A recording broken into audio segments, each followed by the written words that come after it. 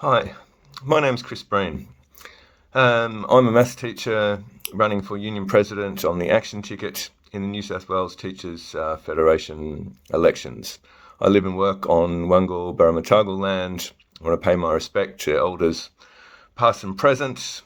It always was, it always will be Aboriginal land.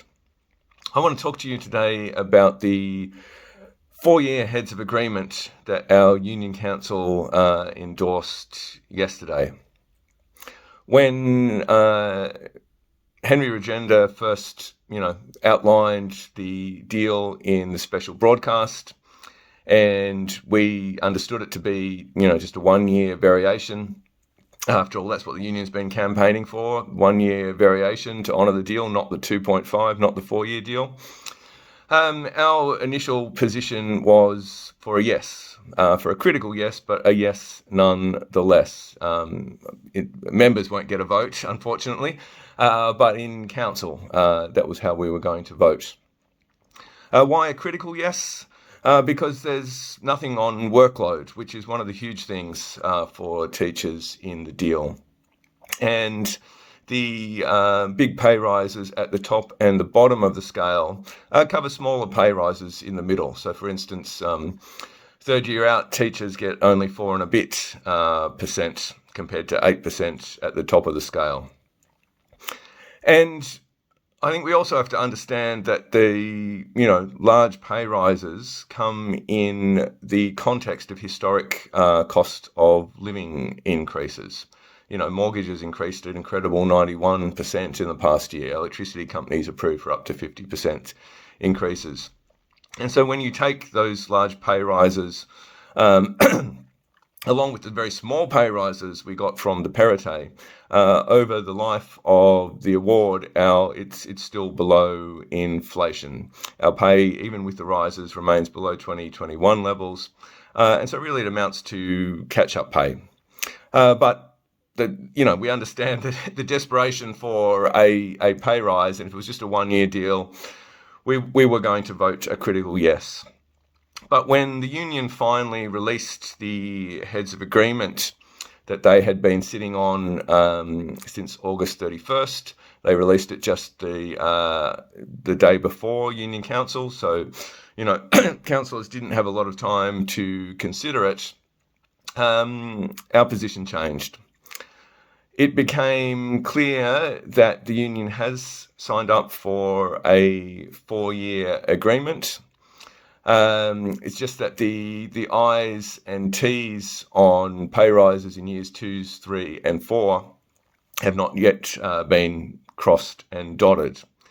Nonetheless, there are some disturbing clauses in the 4-year heads of agreement. So the pay in years 2, 3 and 4 will be set, according to the clause, in the context of the Minns government wages policy.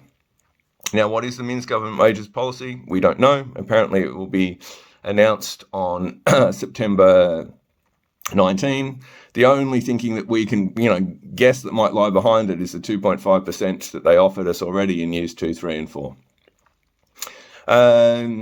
There are also extensive no further claims clauses in the 4-year agreement, and most concerningly, a no strike clause that the parties will seek to avoid industrial disputation to resolve agreements.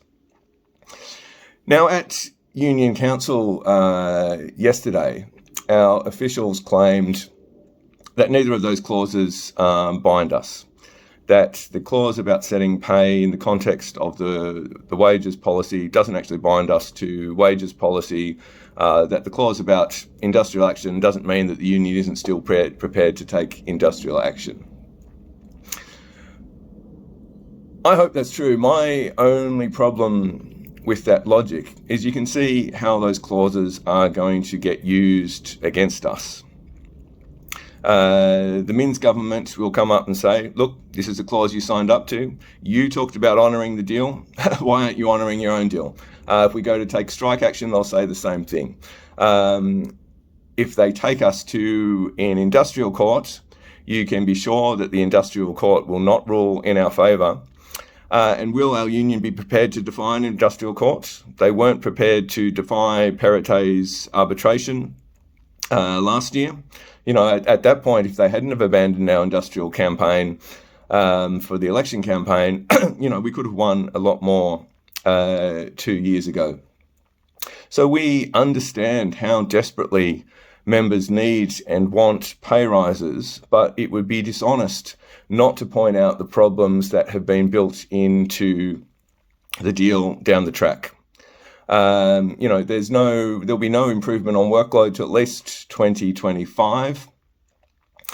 And without being able to take industrial action, how are we going to win the reduced face-to-face or above inflation pay going forward?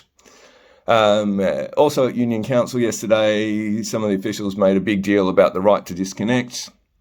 All that would do is compress, workload. It wouldn't change the actual workload. And I suspect they're making a big deal of it because, they're not confident about winning the reduced face-to-face that we so desperately need. So we tried to move an amendment at council to just endorse the 1-year variation. That lost. And, the union said if that got up, then there'd be no deal, but members wouldn't get paid. I think the point is that our union didn't even try to get much of a better deal. So one of the interesting things Henry Regenda said at council is at one point recently, just before the deal was signed in negotiations, school counsellors weren't going to get their good pay rise. But the union went back into bat for them, insisted on it, and got them over the line, so they'll now get the equivalent of assistant principal pay. Now, that's great. We support school counsellors. The question is, why couldn't have the union gone into bat for third-year teachers, thousands of them, in the same way? Why couldn't the union have gone into bat to say, actually, we're not going to sign up to a 4-year no-strike clause.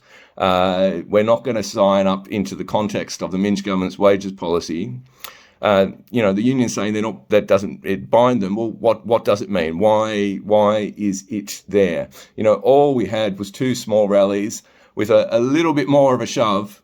We could have just got the 1-year variation and not the problems that have been built in down the track. Come October 9, I, like many other members, will, happily take the bump in pay. But we could have got so much more. There is so much more that we still need to win. We need to start campaigning now for the reduction in workload that we so desperately leave. We can't leave it to negotiation only. Like what is our union saying is the next steps for workload? It's leave negotiations in their hands. Members need to be campaigning about this. We need to be campaigning for above inflation pay. We can't leave that to negotiations. If you want to register your disappointment, not just that we could have won more, but members haven't even been told about this. We weren't emailed the heads of agreement. We haven't been able to see it. The union special broadcast, I think, was deceptive. It painted it as just a 1-year agreement, just big pay rises, and then everything's open down the track. And I think such a sweeping and long agreement, members, should get a vote on. We should have mass meetings of teachers to, discuss and debate, even just ask questions about the deal. The action ticket is committed to rebuilding, rank and file activity and democracy in the union. You can support us in the elections by voting for me, by voting for John Morris, by voting for Matt Maher. Please get the ballots in. They need to reach the AEC by September 20. Thank you for your time. Thanks for listening.